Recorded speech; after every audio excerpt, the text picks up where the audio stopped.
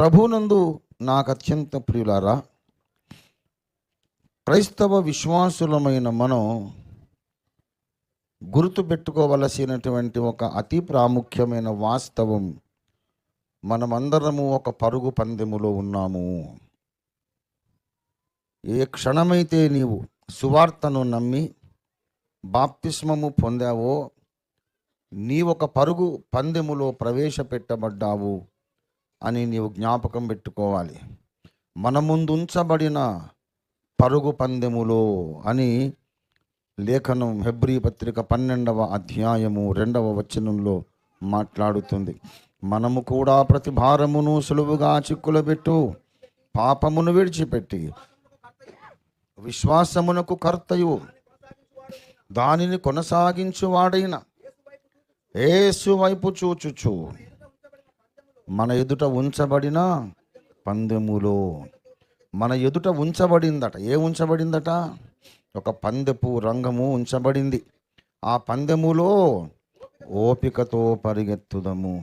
మరచిపోకండి, ఈ పందెము అనేది ఎప్పుడైతే వచ్చిందో, పందెములో పాల్గొంటున్న వాళ్లకు ఉండి తీరవలసిన కొన్ని సంగతులు ఉన్నాయి. పందెములో పాల్గొంటున్న వాళ్లకు ఉండి తీరవలసిన కొన్ని సంగతులు ఏమిటంటే, శారీరక బలం ఉండాలి, స్టామినా ఉండాలి, మంచి ఆరోగ్యంగా ఉండాలి. కానీ అన్నిటికంటే ముఖ్యంగా కాంపిటేటివ్ స్పిరిట్ ఉండాలి, పోటీ మనస్తత్వం ఉండాలి. పోటీ మనస్తత్వం ఉండాలి. సహోదర ప్రేమ ఉన్నది కదా అని మనం పరిగెడుతూ మనము పరిగెడుతున్నాం, మన ప్రక్కనున్న వాళ్ళు పరిగెడుతున్నారు, ఇటున్నోళ్ళు పరిగెడుతున్నారు. పరిగెట్టి అందాక వెళ్ళిన తర్వాత, పర్లేదులే సిస్టర్ గారు, నేను కొంచెం స్లో డౌన్ అవుతాను, మీరు వెళ్ళండిలే, మీరు బహుమానం పొందండి అని ప్రోత్సహించడం అనేది పందెము అనే స్ఫూర్తికి విరుద్ధం. అది తర్కానికే విరుద్ధం. The very concept of a race, running race, దానికి విరుద్ధం. ఎక్కడైనా ప్రేమించండి, అన్ని విషయాల్లో ప్రోత్సహించాలి, కానీ ఆధ్యాత్మిక విషయాలలో వాళ్ళందరినీ ప్రోత్సహించడంతో పాటు నీకు ఒక ఇండివిజువల్ కాన్సెప్ట్, పర్స్పెక్టివ్ ఒకటి ఉండాలి. వ్యక్తిగత స్థాయిలో నీకంటూ ఒక ప్రత్యేకమైన మనస్తత్వం ఉండాలి. వీళ్ళందరూ నాకు ఇష్టమే, అందరినీ ప్రేమిస్తున్నాను, అందరినీ నేను గౌరవిస్తున్నా, అందరూ బాగుండాలని కోరుకుంటున్నా, కానీ వీళ్ళందరికంటే నేను ముందు ఆ గీత దాటాలని కోరుకుంటున్నాను అనే మనసు ఉండాలి. అలా ఉండాలంటారా లేదా? లేకపోతే నువ్వు పందెంలో ఉండడమే వేస్ట్. ఎవరు గెలిస్తే ఉందిలేండి, అందరూ మనవాళ్ళే కదా, పర్లేదు, మనం కాదు బ్రదర్, దేవునికి మహిమ రావాలి అని మాట్లాడటము అదొక తిక్క వేదాంతం. దేవునికి మహిమ రావాలి అనేది నిజమే, అందరి క్షేమాన్ని మనం కోరాలనేది నిజమే, ప్రతివారి అవసరతలు పట్టించుకోవాలి, వాళ్ళ కొరకు ప్రార్థనలు చేయాలి, ఒకరి భారం ఒకరు భరించాలనేది నిజమే. కానీ మనము పందెములో బహుమానము పొందునట్లుగా పరిగెత్తాలి, అంటే మిగతా వాళ్ళకంటే నేను కాస్త ఎక్కువ కనబడాలి అనే పోటీ మనస్తత్వం ఉండాలి. అటువలే మీరు 24వ వచనం చూడండి, బహుమానము పొందునట్లుగా. బహుమానం ఎవరికి ఇస్తారు చెప్పండి?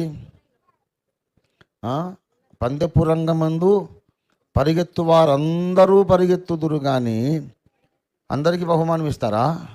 ఒక్కడెవడికో ఇస్తారు. 100 మంది పరిగెత్తని, 1000 మంది పరిగెత్తని, ఒక్కడే బహుమానము పొందునని మీరు ఎరుగరా? ఆ ఒక్కడిని నేను కావాలి, ఆ ఒక్కదాన్ని నేను కావాలి అనుకోవాలి. స్త్రీలు, పురుషులు ఆత్మీయ జీవితంలో, ఆధ్యాత్మిక పరుగు పందెములో నేను ముందుండాలి అనే పోటీ మనస్తత్వం పోగొట్టుకోవడం నీ పతనానికి ప్రారంభం. నువ్వు పడిపోవడానికి, చెడిపోవడానికి, బలహీనపడడానికి అది ప్రారంభం. నేను అందరికంటే ముందుండాలి, అందరికంటే ఎక్కువ నేను ప్రార్థన చెయ్యాలి, అందరికంటే ఎక్కువగా నేను దేవునితో సన్నిహితంగా నడవాలి, అందరికంటే స్పష్టంగా నేను దేవుని చిత్తమును గ్రహించాలి. ఎక్కువ మందికి నేను సువార్త ప్రకటించాలి. మా సాటి విశ్వాసులు రోజు 5గురికి కరపత్రాలు ఇస్తున్నారా? అయితే నేను 10 మందికి ఇవ్వాలి. వాళ్ళు 10 మందికి ఇస్తే నేను 20 మందికి ఇవ్వాలి. నా సాటి విశ్వాసులు రోజు 5 అధ్యాయాలు బైబిల్ చదువుతుంటే నేను 10 అధ్యాయాలు చదవాలి. ఈ పోటీ మనస్తత్వం ఉండాలి. అలాగా బహుమానం పొందడానికే పౌలు పరిగెత్తాడు. పౌలు యొక్క జీవితము చాలా విశేషమైనది. చాలా ప్రత్యేకమైన లక్షణాలతో పౌలు జీవించాడు.